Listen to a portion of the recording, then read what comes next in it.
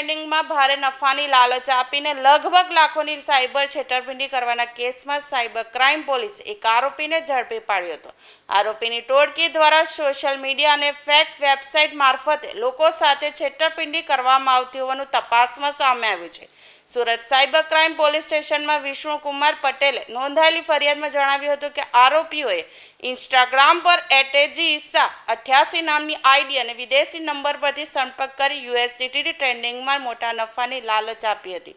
ત્યારબાદ વિષ્ણુ પટેલને bitcoinhash.com નામની વેબસાઇટ અને એપ્લિકેશન પર એકાઉન્ટ ખોલાવી વિવિધ UPI આઈડી અને અલગ અલગ બેંક ખાતાઓમાં રૂપિયા જમા કરાવ્યા હતા અને 72.23 લાખ જેટલી રકમ ટ્રાન્સફર કરાવ્યા બાદ પણ નફો કે મૂડી પરત ન આપી ઠગાઈ આચરી હતી.